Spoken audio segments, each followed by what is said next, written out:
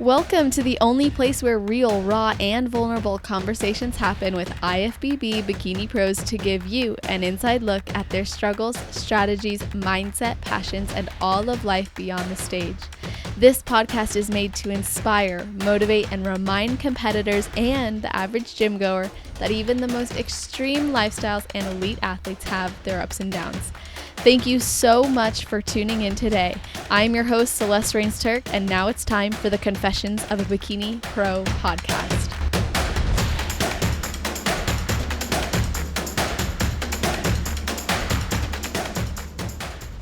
Today's video and audio guest has been competing since 2018 and turned pro at NPC Universe in 2023, which was her 14th show. And since then, she has made her pro debut at the Hawaii Pro, where she placed 4th. Outside of competing and fitness modeling, she is an eye doctor, a wife, and a coach who will soon be launching a podcast with Lauren, who was literally just featured on the show, and their other friend, Kaylia. I'm really excited about this guest. So welcome to the show, Steph Ashley Warden. How are you doing? Thank you so much for having me. Doing well. How are you doing? I'm great. I'm so happy you're here, and I'm glad you're doing well. I know, doing these podcasts is something that really fulfills me, and knowing we're both hitting the gym after gets me excited because I personally get this rush of energy after a podcast. Yes, you didn't tell me what you were training. What are you training? You know what? I'm training glutes today. Me too. So it's my one glute day a week, and I'm like, I always make the most of it. Yes, I'm even dragging my husband to the gym with me today, and so Corey's going to put us through a workout. Oh, awesome. Okay, well, I want to talk to you about that too, because you've got an in-person trainer. But before we get into it, let me ask, is there anything you do or think about, or maybe a ritual you have right before your heel hits the stage? I think my biggest ritual would probably be just music. And also, I love listening to kind of motivational podcasts.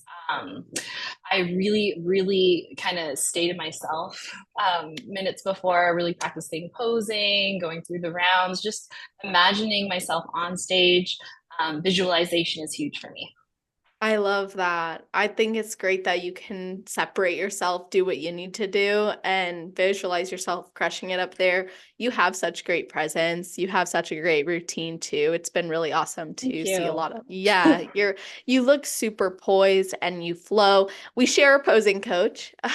Oh yes, Angeline. Yes, and she is a friggin' beast when it comes to posing. I just bought some more sessions with her because I need to see her again, but I think Oh my gosh. Yes, Her attention to detail is top notch. Yeah. So you are training with a trainer in person. You do this often. I've seen a lot of your videos. So walk us through why you decide to do that. I am really big on intentional training. I prepped all the way through school and took myself through workouts quite a bit. And then I went over to the Lion's Den in Portland, which is one of the bigger glute gyms. And it was my first time kind of training with a trainer. Since starting to compete. So just getting that kind of taste of having someone really guide your workouts towards being as engaging as possible for you, I think really changed my mind, and I really love training with Corey.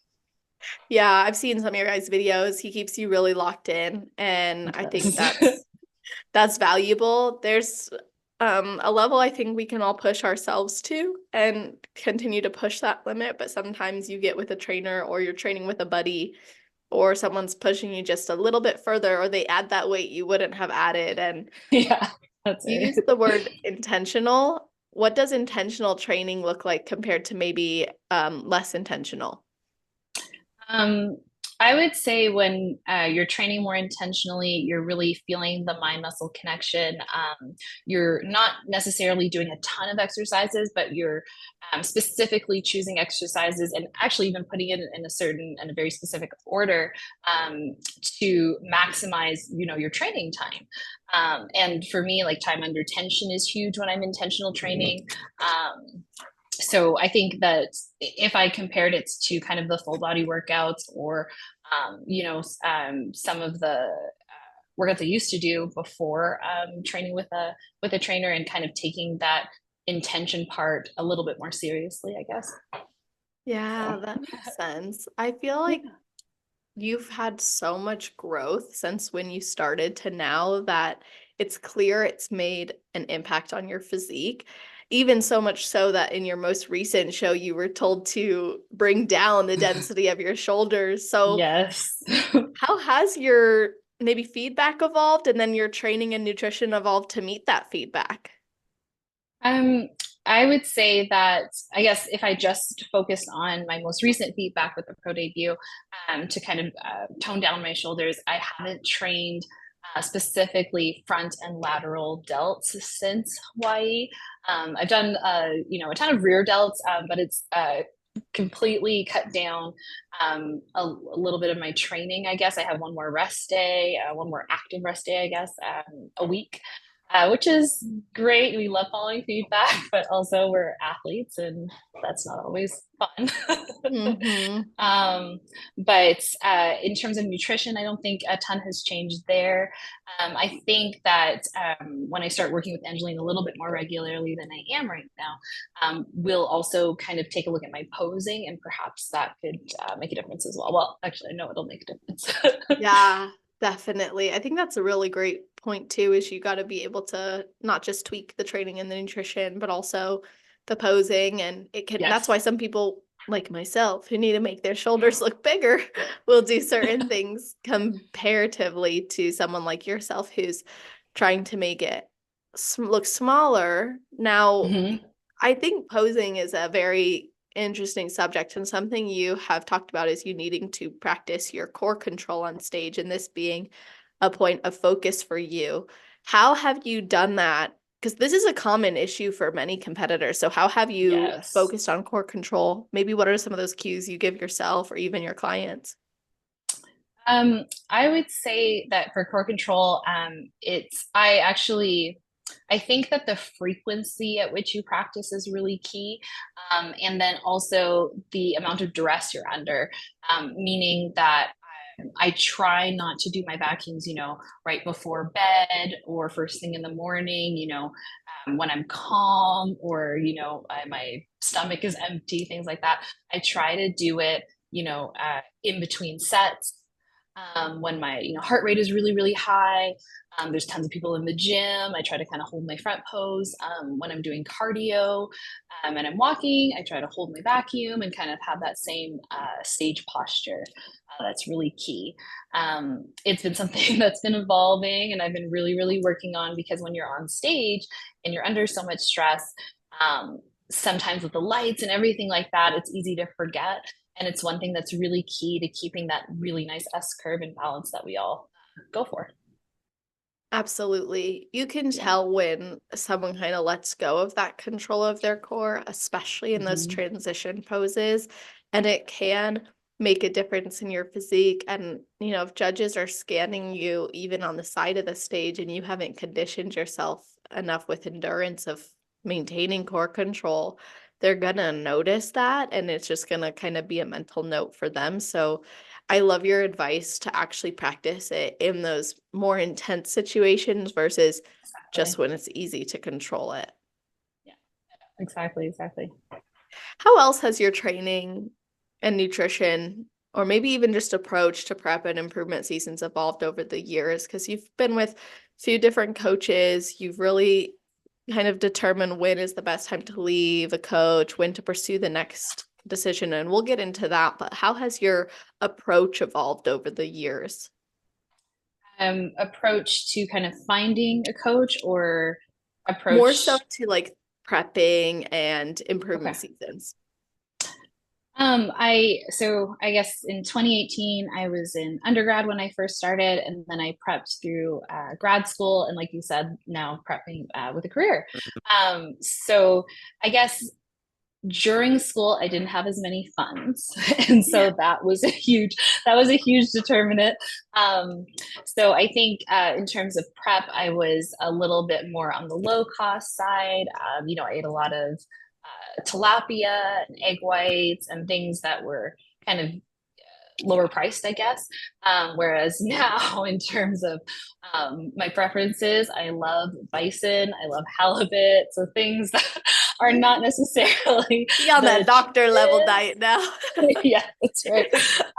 But those are things that I kind of incorporate that keep me consistent as well, and still hitting my macros and keep things fun and a little bit of more variety, I think, throughout prep. So that's one way I guess my nutrition has changed. In terms of training, obviously having an in-person trainer is also not the most cost effective. And so I think, when I started with a trainer, Corey was my first trainer. I trained with a couple of other trainers beforehand, but yeah, I think that would be one way my training's changed. Perhaps having, a couple more gym memberships. But yeah, so I would say that's the biggest change, I guess, from school to now. But having more time, I guess, too. Having more time.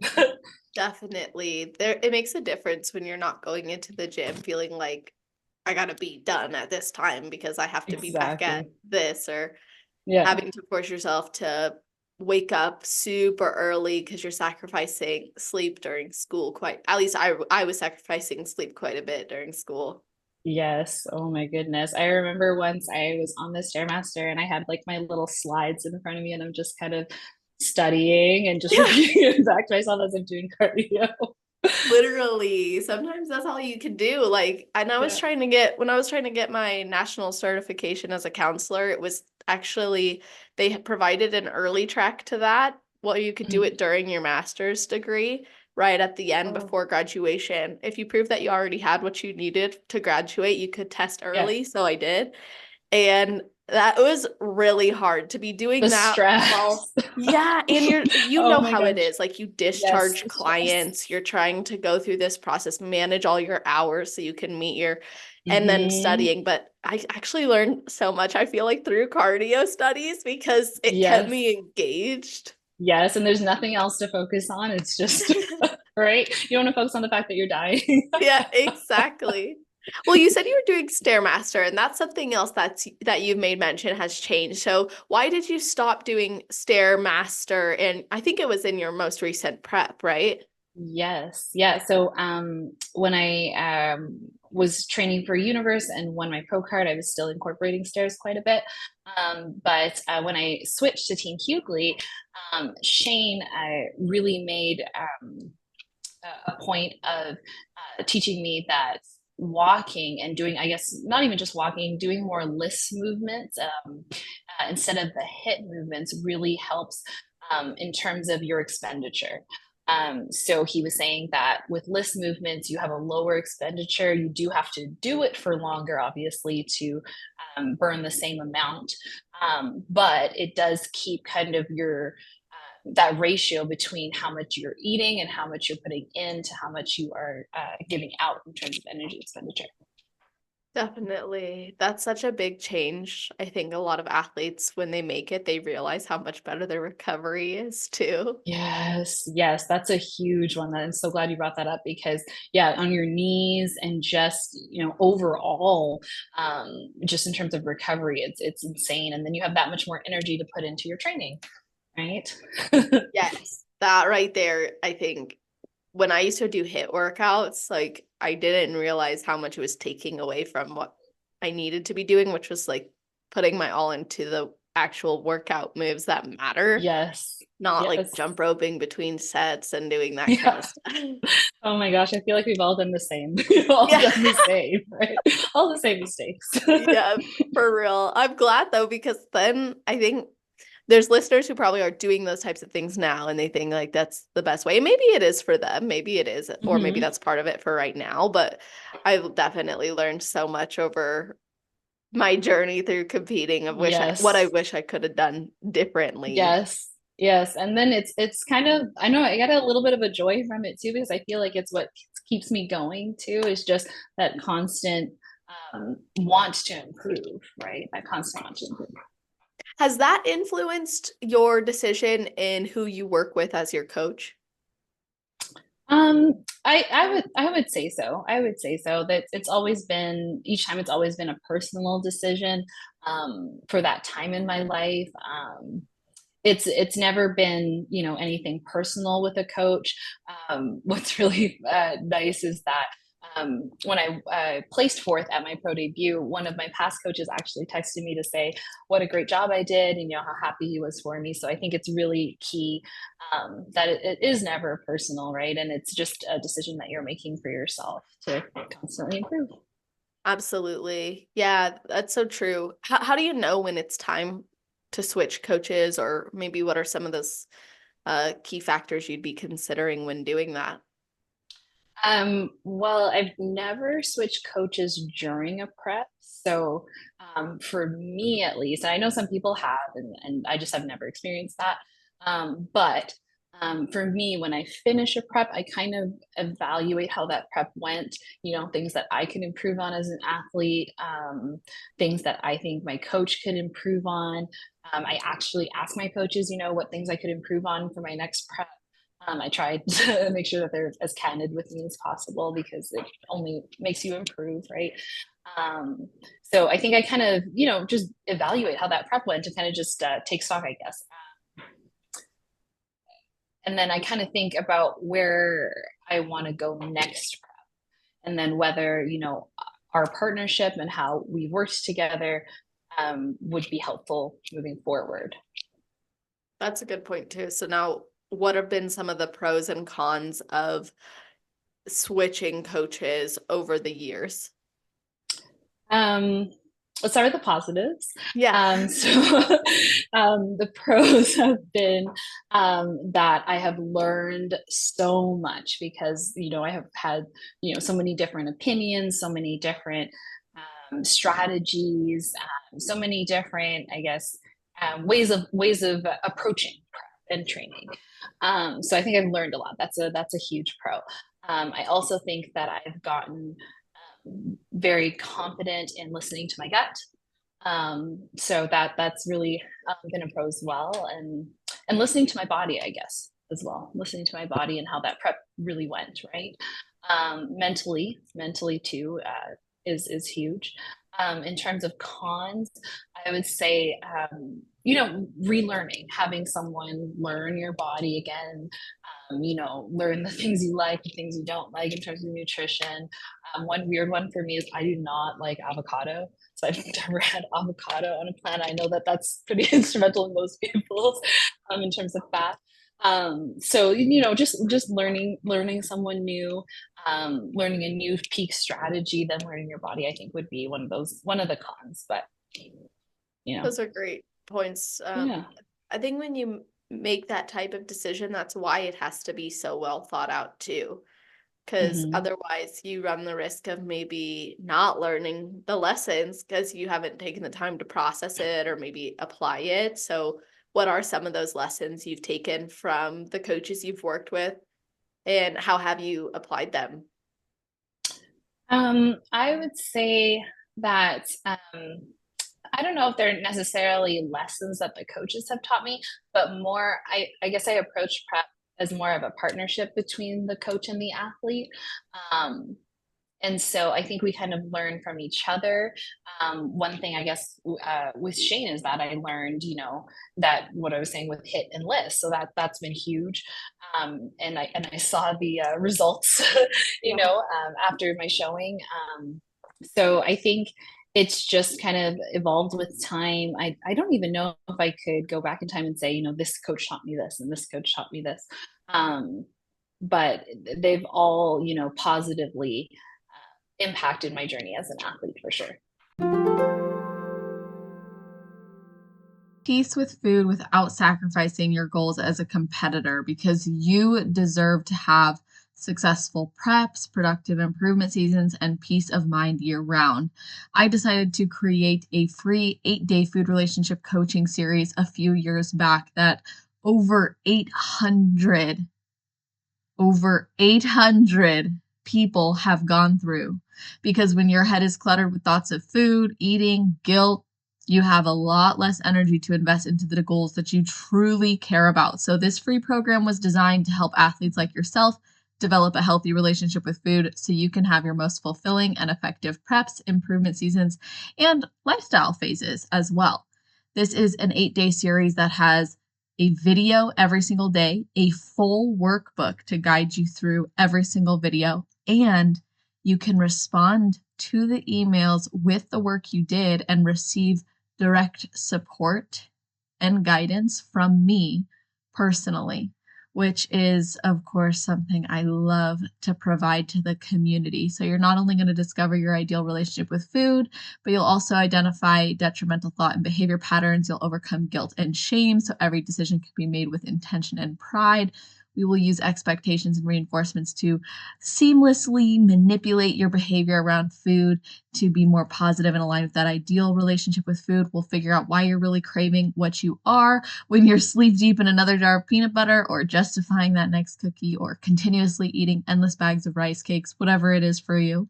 We'll become crystal clear on why you act, think, and live the way you do, so you can, of course, act, think, and live the way you want to. And we'll come up with some personal commitments that are rooted in positive psychology based on your current season. So this is a psychoeducational course. It is free to anyone and everyone. You can access it at www.celestial.fit/food series and learn more about it, as well as even get a sneak peek into the accessible PDF notebook with the extra resources and guidance through every single workshop along the way. If you do decide to participate in it and you love it, of course, I encourage you to share it with a friend or a teammate or another athlete who may be struggling. Or if you hear about someone's struggle, let them know that this exists. That's awesome. When you have that many experiences, it makes sense why you would see it more as a partnership versus this person is telling me what to do and I'm going to do it. It becomes more of that open line of communication. Yes. And I think any coach would tell you how much communication matters. I'm a huge communicator through the bad days and the good days, right? It all matters. It does. And competing is a beautiful thing. And I think poor communication with a coach can actually inhibit your experience or not feeling like you can communicate your needs. So being able to develop that communication style is really good. And like you said, there's going to be some hard days. You had done a lot of national shows before winning your pro card. And some of those placings, you were really close, and some you were a bit farther. And it was up and down. So how did you keep going when your placings did drop during that 2020 to 2021 timeframe?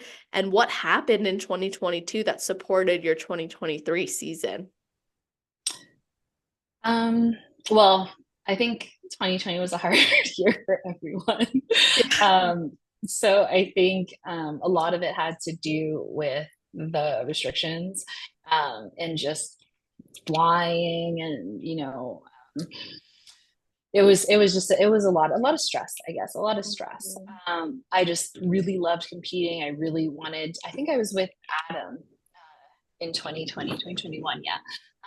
And so I think we did nationals. It wasn't my best placing. It was actually my lowest stage weight, which I think is huge for bikini athletes as well, just to kind of veer up, because it's not a weight loss, competition. Yes. We kind of get in our heads about getting leaner. But it was actually one of my worst showings. So that was a huge lesson, going back to the lessons. That was a huge lesson on peaking and what the goal is, what the goal physique is, the balance, and that sort of thing. So I think it was just the time between 2020 and 2021.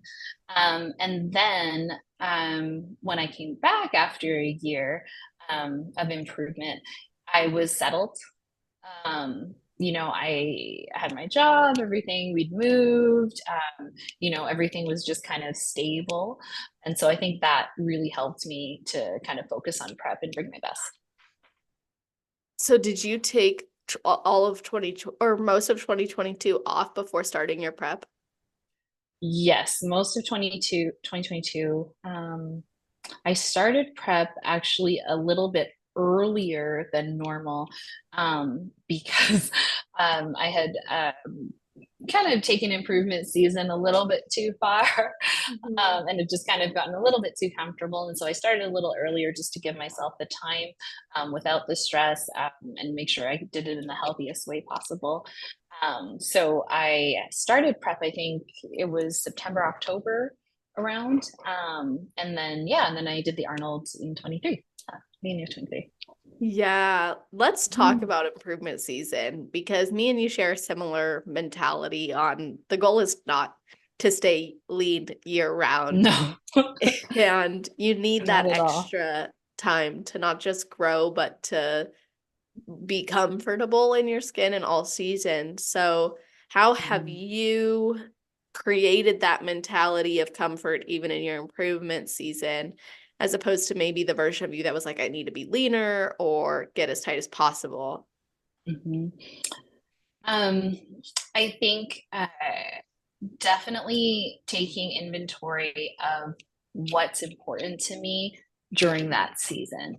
And so during prep, I'm very strict. Prep comes first. I make almost 90%, almost 99% actually, of my decisions, based on prep. So for example, if Zach wanted to go out for dinner, I have to finish my cardio. I've got to get my meals in. I've got to do these certain things before we can do that. In improvement season, I guess another good way of illustrating it is if he wanted to go out for dinner, I would make sure that it was on one of my higher days so that, it was easier to incorporate, having a meal out. Um, in improvement season, though, what I try to do is put more of my family first, more of my friends first, and prep second or third. And so if he wanted to go out for dinner on a Monday and it was, a lower calorie day, I would go out for dinner and just make it work, right? Because again, I would try to put family, friends first, throughout improvement season, because it gives me a really nice balance, I find. Yeah, I like how you said that you'll identify what's important to you in your improvement season, because so many athletes get caught up in trying to maintain the prep version of themselves in improvement season. And I don't think that allows enough time for mental, physical, and emotional recovery or growth. And Mhm. our self-image in this sport is gonna be ever evolving, because you're gonna see your body go Yes. through all of So those many phases. phases. Yeah. Yeah. How do you consistently maintain a positive self-image, even in the times where maybe that's challenged, or maybe you're kind of pushing your threshold in an Mhm. improvement season? Um, it's hard. That's the first thing I want to say. It's definitely hard. I don't mean to be, anyone that, doesn't have those issues at all. But ways that I try to keep my mind positive is focusing on goals that I have. So it might not be, a prep related goal. It might be that, I want to spend more time with my family. I want to, see more patients. I want to invest more in work. I think then I really like working towards goals, which is why prep works very well for me. But I think in improvement season, I just kind of switch those goals a little bit. Aesthetically, I try to wear the same clothes that I wear during prep. I try not to kind of switch my wardrobe. I fill them out a lot more, but I think that that's also key. I try not to weigh myself quite as often either, just because that can sometimes be mentally tough to deal with, right? So I just focus on kind of how I feel, because during prep when you get down, it's tough to kind of keep up with as many activities as you're used to and as much energy expenditure as you're used to. And so I'm just grateful for those things throughout improvement season. Gratitude. Yeah, that's key. Mhm. And also being able to see there's a benefit to that, and there's other goals that you can focus on, and you have certain standards for yourself. I personally even find that sometimes self-image gets challenged in prep. You start getting like that super, super lean look, and your Take some extra food and water to start filling out, and you're like, I Yes. look flat in these jeans. Like there's not Yes. much going on. So it'll Yes. challenge you in both, right? So it's good to practice how we Yeah. respond to that. Yes, I definitely miss my curves during prep. So that's what I'm saying. I just kind of identify what I love about improvement season. I feel like my body or my body image kind of goes in little waves, like you're saying. I might be a little different in that I kind of really like my body when I'm kind of just coming down during prep, so maybe 4 to 6 weeks in. And then as we get closer to stage, then you start to feel a little bit, I always like put on long sleeves before I go into like a convenience store or something like that, because you just end up being so vascular, right? And it's just a little shocking sometimes. That's awesome. Yeah, there's certain places where I was like, my arm looks to the normal person very manly right now. To Right? I'm the like, if I'm person. making any sort of stop, I'm like, whoa. And people will do that too online. Like you've seen this with hater Oh comments. yeah. Like if they're not in the industry, there's a misunderstanding, I think, of what we're trying to achieve. And you've Mhm. shared some of those comments from haters. And so some of what you share are the comments from the haters. And even though there's more people who support, it can be easy to focus on the hate. So how do you personally manage hater comments, and maybe what would be your advice to others who are having a hard time dealing with it? Um, I think if we're just talking about mainly online, I think that it's hard to take someone's opinion when they haven't um, experienced what they're talking about. Um, so it kind of just rolls off my back in that way. Um, because yeah, it's tough to put yourself in someone else's shoes when you haven't experienced it. Um, it hasn't been, I guess, just ignoring it and kind of also just rising above, I think, because it is a very specific, very different sport that we compete in and love. Um, but I know we love it, right? And so it's yeah. Now, you specified online. Do you get it in person too?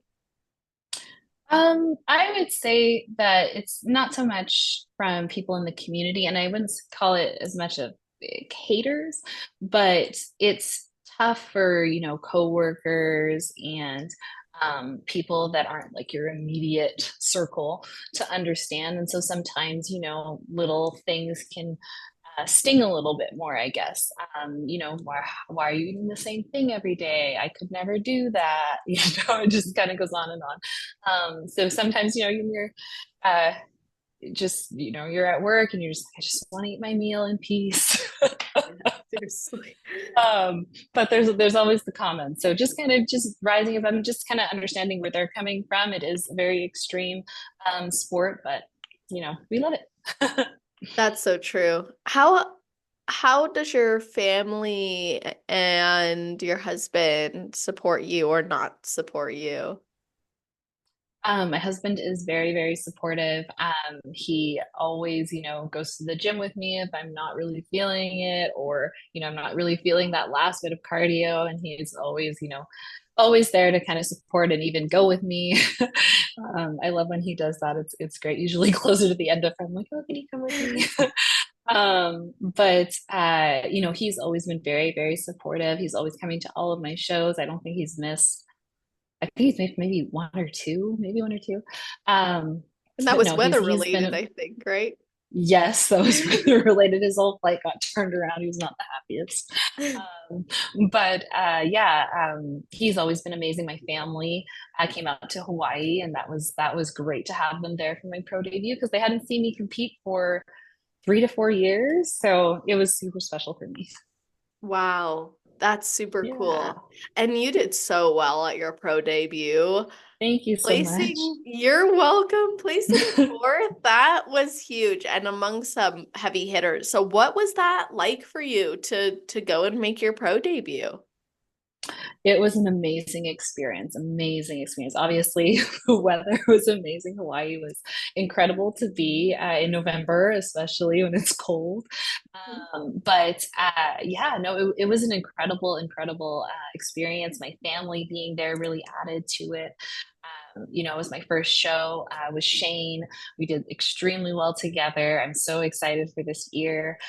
Corey, actually, my trainer, was able to make it out with his wife, Justine. Wow. And it was just fantastic to have that little circle around and, Lauren, Kaylia cheering me on from home and everything. It was incredible. It was incredible. And yeah, like you said, with some heavy hitters, I met Ashley Kay backstage. That was incredible. That was incredible because I've been watching her since 2018. But yeah, no, it was a great experience. When I saw that photo of you guys, I was like, it's kind of ironic that the eye doctor is meeting someone who literally has had consistent eye surgeries and faced these challenges that have kept her from competing. So I felt like that was kind of a cool, at least I would feel like that'd be a cool moment, even aside from the bodybuilding thing. Yes, yes. And I tried not to get into it. It's actually the one thing we didn't talk about. That's awesome.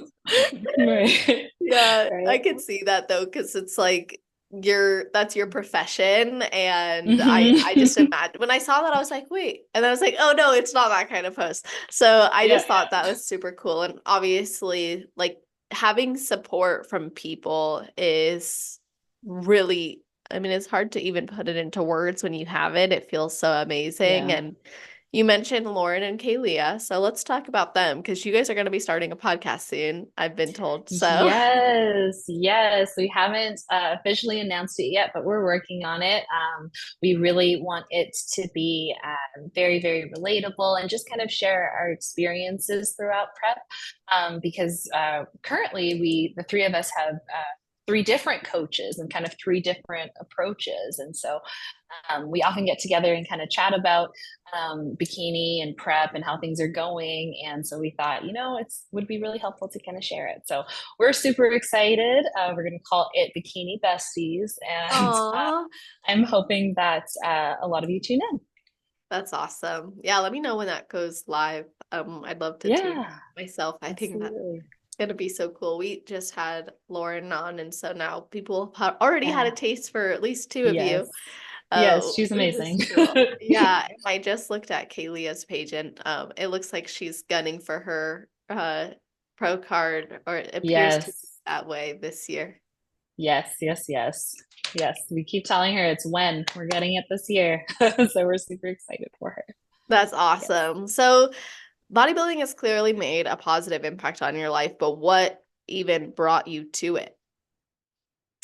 That's kind of funny. I started working out in the gym with my dad around 2016, I believe. And I think there was actually someone at the gym that mentioned it to me, then thought that I would be good at it, thought I would get into it. And then you kind of just, make a little community at the gym. And then it was like a friend of a friend. And then all of a sudden, there I was in my first prep in 2018. But no, it was incredible. One of my best friends, I actually met through that very first prep, and I'm in her wedding this year. So, you make really good connections. Yeah. Yeah, you really do. That's probably one of the biggest blessings of competing, but you've moved a lot also, as we were talking about this before we hit record, but sometimes those communities kind of change or you have to readjust. So how did you manage competing on top of residency and becoming a doctor and then establishing your career? Yeah. I think in every city, I just really tried to, because in that internship year, it was 4 different sites or 4 different cities, I guess, and 4 different places. So I went from Portland to Edmonton to Utah to Vancouver, Canada. Wow. Yeah, so it was a fun year. Just making sure that I was living closer to a gym. Actually in Utah, I didn't have a car for 3 months. Oh And so my I was goodness. actually walking to work, walking to the gym, and then walking home. In Utah? So I got all my steps. Yes, That's it was not crazy. as cold as Canada, so I wasn't even Okay. scared. We're fine. Right? I was fine. That's amazing. But no, just prioritizing, making sure that, it wasn't impacting school or impacting, how I was showing up during my internship year with my attendings. So I think, yeah, just making sure that, like I said, I was getting in my steps, I was being active, I was always during my lunch hour, I'd always eat within the first like 10, 15 minutes and then go for a little walk for the remaining 45. And so just making it work, just making it work. That's really the key. Like, just gotta, I find no matter what, if you talk to someone who's been managing a lot, it's like you just find a way to make it work. But now you're more Mhm. settled, yet you are still very scheduled and schedule oriented. So can you Yes. walk us through a day in your life? Yeah, no, for sure. So right now, I just started prep, so we have no show date kind of picked out, but I just wanted to get started earlier in the year. And so right now, I am getting up, doing my cardio first thing in the morning, not because I've got to do it fasted, but just because I really like to switch up my or have my cardio at a different session or a different time than my training, just so that I can give it my all. And it kind of goes back to that intentional training. So I wake up, do my cardio, go to work. I finish work actually pretty early on. It's not the typical 9 to 5. I finish at about 3:30. And so it gives me enough time to kind of go to the gym and then still get home for dinner time. That's great. And establishing a routine, I think, is so important for that success versus like hoping it works, hoping it works Yes. out. So, how did you actually find what would work for you and maintain that routine? I think you figure out what works for you when you figure out what doesn't work. Yeah. So it's a lot of just kind of testing things. I would say, I just kind of wrote up a plan and thought this is how this is going to work. It was a lot of, oh my God, I'm going to be late for work. I got to get up 15 minutes earlier, and then kind of finding that right time Yes. so that I could, because little things add up. When you're making your first meal and your oatmeal spills over, that's like 10 minutes of cleanup. Yes. It goes on and on. And so just making sure, that I learned from my mistakes the day prior and just constantly improving it. It's kind of made it a little bit easier. And learning things about yourself too, So, as my cardio goes up, usually then I would stick with my morning cardio, but maybe even add in some cardio when I get off from the gym. When I finish my training, then I would add in a little bit more cardio. And sometimes I like even driving home to do that because I can do cardio with Zach when he's training, so that we're kind of still spending time together in our own way. Definitely. That's such a good way of doing it because you get to multitask. It may not be a In a date night way. out, but it's like Yeah. at least you're Right? It within each counts. other's. Half, Yeah, maybe. totally. And I like how you said you've got to test it. I think we can be Hmm. too hard on ourselves. Like, I should Yep. have this figured out. I should have had my routine down. But sometimes you really do just have to test and tweak and be willing to make some mistakes and be Hmm. running a little bit more rushed because you didn't have enough Yes. time. And that doesn't make you a bad athlete. It doesn't make you any less of a competitor. You're learning and then you establish what works. And I think that can make all the difference is just having compassion for yourself. Yes, yes, and absolutely checking in with yourself mentally. I didn't especially like training, after 7 o'clock, 6 o'clock when it gets dark outside. For some reason, my body is just not as into it. I don't know what it is, but for me, it's the daylight. Yeah. And so, just checking in, after a training session at 7 o'clock, thinking, oh my gosh, why was that so difficult? This isn't like my time of day. And just making sure that your schedule is optimized and personalized for you. Absolutely. Now, I want to talk about some other endeavors that you've been on and explored through your fitness journey and your fitness Mhm. career because something we haven't discussed much on this podcast is making a brand or developing your brand or creating opportunities for yourself. And I Mhm. went on your website, you've been able to create very clear packages for brand partnerships, rate cards to promote yourself and promote their stuff more so, I should say, but promoting your service to help them do that and offer Mhm. yourself as a representative or content creator.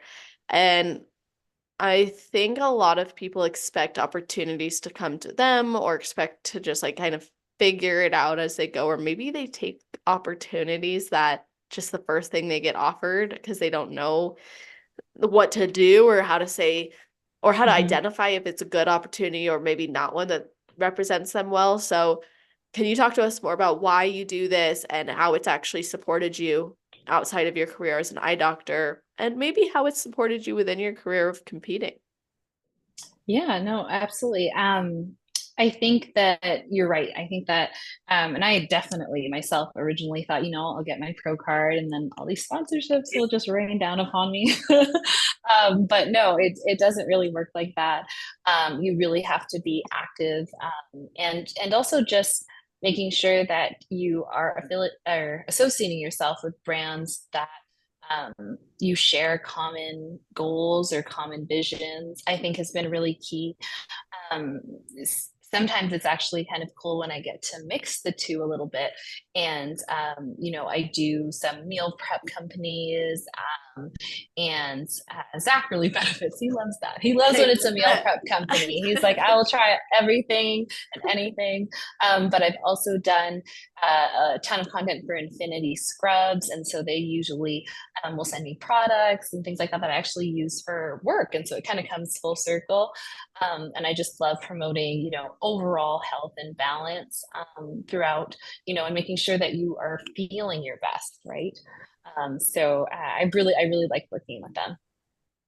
I like how you said you got to pick brands that you really align with because Yeah. early on in my journey as a fitness influencer, I swallow that word because I don't know that I would, qualify as that. But if we're gonna use those types of Oh, terms, goodness. like Mhm. I took whatever I could get in some ways. I still made sure I liked the product always. I would never promote something I didn't try, but Mhm. I spent more time, I think, taking whatever I could get, like, oh, an ambassadorship, sure. And I didn't see my own value or worth. But now I'm like, what? I don't, some things I'm just like, I won't even consider that. Mhm. Because I know what I bring to the table as a content creator, like this Yes. podcast, my Instagram, like, I'm not just gonna post anything I'll take free offers if it's something I actually like. Yeah, cool. I love what you're doing and it's Yeah. great. But Yeah. most of the times I'm like, no, no, no, I don't do that anymore. Like it's just not for me. And I'm not afraid to walk Mm. away from those things. And Mhm. you've been able to find that for yourself. Like, Yeah. No, are I you- agree with you. Having that balance is really key. And it goes back to how you feel, right? Because you feel good kind of promoting that content. You feel good repping that brand. So I totally agree with you on that. right. And then you also have to know like what your worth is, and not worth as in like you as a person, more like worth as in like the cost of the work you're going to put into promotion. So, how did you Yeah. establish what you wanted to offer brands and how did you establish your rates for that? I did a ton of research for sure, a ton of research. And then I took a little bit of a dabble in UGC content. It wasn't completely for me, but it was just one of the kind of roads that I went down in terms of looking into what would work for me. Just kind of that trial and error. Cody, my videographer, I think his handle is Create with Cody. Um, he has been super instrumental in just guiding me and being there and showing up, and we work really really well together in creating some of those videos that you see. He's been awesome. My favorite video I think is after I won my pro card. I love to bake, and so he came over and we baked some cupcakes together, and it was super messy, but it was a lot of fun. And so there's a video on my YouTube on that, but it's a lot of fun, and just kind of getting the right people around you to support your dreams and that kind of thing. So yeah. Yeah, like making it what you want it to be versus what others maybe expect it to be. Yes, exactly, getting your message across and what's important to you. Yeah. Well, that's actually a really good point as well. So what would you want like your influence to be as an IFBB bikini pro? Like, what do you hope to represent and showcase?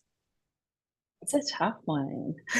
Um, I am, I think I really emphasize authenticity is huge for me. Just showing up as you, making sure you know that the people around you are authentic and are supportive. I think for me, with a career in health as well, um, the balance is huge because I think it's been the biggest thing that's helped with my longevity in the career, and and just uh, taking inventory of your physical, your mental, and your emotional health. Those three things are super, super important.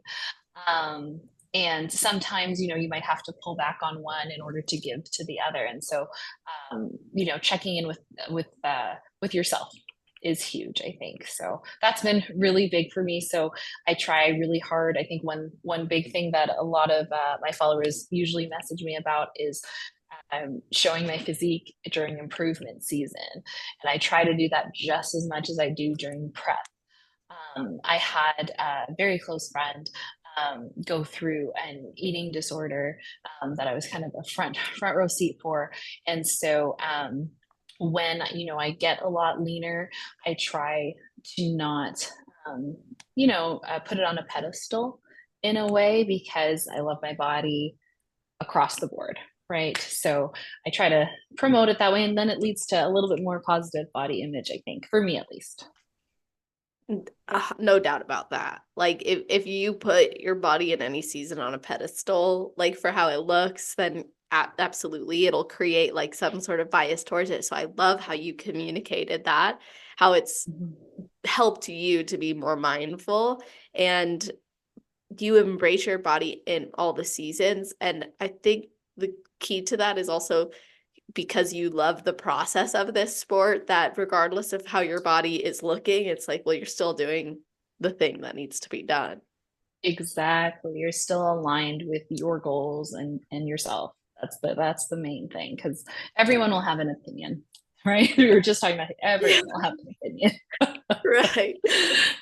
So true. And you Mhm. mentioned the word balance, and this brings me to a video I watched of you and your husband. You had celebrated 1 year anniversary married, and you Oh spoke yeah. about what kind of parents you guys think you'll be. So I'm curious how you're preparing yourself to have children with consideration for your goals as an athlete. Yeah, so it's another big reason why I wanted to start prep earlier this year is because I'm hoping that within the next, 3 to 5 years or so, probably closer to three, Zach and I will start trying for a family. And so it'll be kind of my last couple of years competing before doing so, because obviously with the stress that prep puts on your body, you definitely want to kind of dial it back and be in a good homeostasis. So that's really changed my decisions in terms of when I'm going to compete, which shows. But I'm super excited to start my first pro season, and Zach is really supportive of it too. So it's really nice when your goals kind of align with your partner as well. It takes down a ton of stress, because I've been in both both situations. So how would you compare it? Um, when you're with a partner that doesn't support your goals, it just makes everything a little bit, not a little bit, a lot harder, a lot harder, because it just adds another complexity, I guess, another complexity, right? So to kind of just be aligned and always, and it's something that evolves, right? So I'm not saying, I start prep and we agree and then, we don't talk about it at all. It's more checking in with your partner, making sure that there isn't anything, that you could do better, or something that they could do better. That's my favorite. Something they can do Yeah. better. That's for sure. I think that's such a great point. And aligning your visions, like you've aligned your visions for your family together with respect to both his desires and your desires. So, within competing, if it's the next like 2 to 3 years of competing, what are you wanting to accomplish as an athlete? I am really hoping to qualify for the Olympia as every Yes. other bikini pro. I love to So hear I it though. Right? Yes. No, absolutely. Absolutely. So just always giving it my all and just doing my best, right? Because I think that that's the main key, because you can't control the placings, you can't control who shows up, you can't control any of that. But you can control just bringing your best. And I think that that makes it the easiest to kind of be happy with the package that you brought. Definitely. Because you know that you gave it everything you got and there was nothing left. And even if it's not what the judges pick that day, you can be satisfied with the work you put in. Absolutely. Absolutely. I always feel like I'm going to win stepping on the stage. So that's the main thing. So true. And every day is like an opportunity to win in a sense because you're ticking off those boxes and you have Mhm. specific things you've got to do to make it a day that moves the needle forward, really. That's right. That's absolutely right. Absolutely. Yeah. So I want to hear about if you have any other life goals for yourself and for your family or things on the radar. We talked about the podcast. We talked about starting a family in the future, hitting the Olympia stage. Are there any things Yes. that really stand out to you? Um, the only other thing that I would love to start again is I used to have a piano studio in Edmonton when I first started competing. I used to teach. And so I love music. And so that's one thing that I'm hoping for when Zach and I move into a house, to have kind of a little piano space, because I love playing. That's great. When you move into the house, are you guys moving soon? No, I'm just hoping that I'm hoping that we're staying in Idaho, but I'm hoping that we either get a house here or perhaps move to another state. I'm not sure, but Wow. yeah, I'm not sure. We haven't completely decided, but just moving into more space, because a piano cannot fit in our current 2-bedroom. Yeah, definitely. That's so cool. I actually saw one of your reels. You were like, what version of me did we meet in? And your last one was music. And I was like, music? When? And I probably didn't investigate deep enough into that, but that's so awesome that you taught piano. Is that something you've done since you were little? Yeah, so I started playing at about age 4. And so no, I don't post a ton about it. I don't post myself playing or anything like that. Yeah. But I might now that you're all interested, I'm like, oh, maybe I should. Absolutely. That would be so cool. Right. Do But no, you it's don't have been a a huge piano part of though? me. I have a keyboard. I have a keyboard. Okay. I have a weighted keyboard, so it kind of feels like a piano, but it's smaller because of our space. But no, I really love it. It's something that I grew up with my 2 siblings. We all played, and so no, it's a big part of my life. Big part of my life. It's just not so big right now, but hopefully in the future. It's a future goal. That's a cool goal. I love that you want to Mhm. bring that back into your life. You seem so dynamic in your interests. Yeah, they're very different. They're very different, and it definitely has helped me meet different people throughout life, and different walks of life and that sort of thing. So no, it's pretty cool. That is cool. Yeah, I think it's really amazing that you can pursue all of those things versus putting yourself into a box. You're able to like Mhm. say, no, there's so many different aspects to who I am. And that's part of why I love this podcast. I get to learn about different aspects to the athlete that maybe we don't get to see otherwise. Yeah, no, absolutely. I love your podcast. It was one of the first podcasts I started listening to when I first got into competing. Oh my gosh. Yes, Well, that's awesome. absolutely. Oh, that's so cool to So, hear. Well, yes, the so year you started competing. special. Yeah, this is special because literally your year you competed first was the year I started this podcast. Yes, I saw It's been that. I a saw long that. And I was time. like, I think it might have been 2019 when I first started listening, but yeah, no, it was very, very early on. So I Cool. love it. I love it. You've always done such a great job. Such a great Thank job. you. Thank you. That means a lot to me. I love stories like that because every time I get to speak with an athlete who's like, I've been listening for so long, I'm Yeah. like, that's crazy for me. It's like a full circle moment. Yes. Yes. Yes. So then I have to ask you for your best advice. So I want to get your best Mhm. advice for someone who has never competed before but would like to, and then your best advice for someone who's on their road to pro. Okay. So if you've never competed before, my advice would be to find yourself a coach make sure you find yourself a coach. That's number one, but then also a coach that aligns with your values and goals, right? And so, you know, with my first coach, I interviewed two other coaches before I chose a coach. And so just not, you know, seeing them at face value on Instagram or whatever the social media site might be. But, you know, sitting down, talking with them and really being honest and communicative, because it's really key, like we said, throughout prep. So that would be my advice for a first-time competitor. And then for someone on their road to pro, just showing up as your best, just showing up as your best. I recently had a conversation with an amateur who's, you know, just starting prep and a little bit nervous about, you know, how she's currently looking. And it's exactly what I told her in terms of just showing up as your best, because you'll always look back on past shows and say, you know, oh my gosh, I can't believe, you know, I stepped on stage. I can't believe I did that move, or that, you know, wore that bikini or did my makeup like that. But it's just about, you know, showing up as your best that day, because you will improve. One big one for me was, I thought when I won my pro card, that was my most amazing physique, my best, my absolute, you know, top physique. And then, you know, 6 months later, I put a video on my Instagram of my posing routine from when I won my pro card to just getting ready for my pro debut, and it's an astronomical difference. So I even highlighted that to her, is that, you know, I looked back on that and I thought that was my best. So just always bringing your best. Such great advice. You're so spot on with that. Your best continues to get better with you, and sometimes it's that up and down journey too, like those times where I should not have stepped on stage, or yes, exactly. We all had have one of those. We all have one of those, and it saves you from the comparison, right? And the thief of joy, right? And just focusing on you, just focusing on you, because we all get sidetracked a little bit, but just focusing on your journey, right?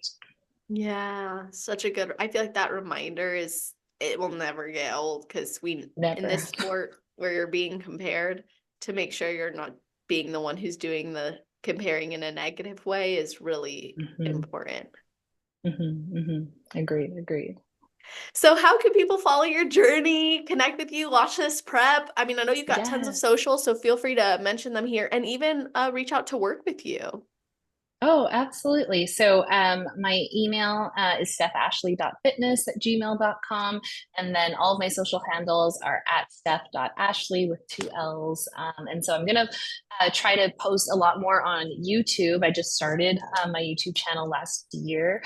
And so I'm going to vlog my prep this year. And so we're hoping to do a video every 2 weeks on how things are going. So I'm hoping to share, you know, my food, what I'm eating, what training I'm doing, what cardio I'm doing, and also just mentally checking in and just showing, you know, kind of how I'm feeling that week, you know, how things are progressing. So hopefully you follow along. I'm excited, and it'll be a great year. Definitely. Well, we'll put all of that in the show notes page. You guys, that's always on celestial.fit/podcast.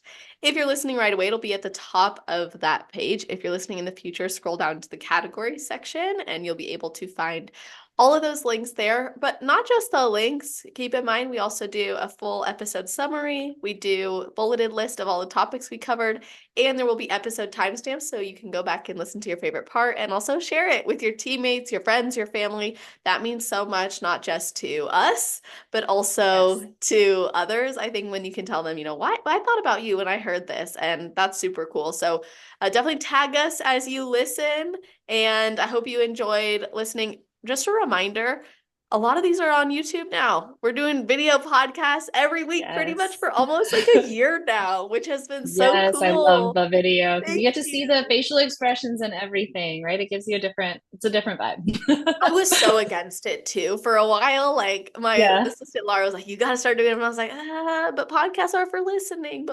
And then people were like, video. And I was like, And now I have a whole studio at my house that I'm gonna start. I'm like, well, I went from I'll never do videos to like now I'm gonna do this immersive experience. I love the videos. I love the videos. That's great feedback. Thank you so much. Yeah. So yeah, you guys subscribe on YouTube at celestial_fit. That way you don't miss those things, and let us know what you think about the videos. We've got a lot more in store for this year, but I appreciate you all tuning in. And Steph, thanks for coming on.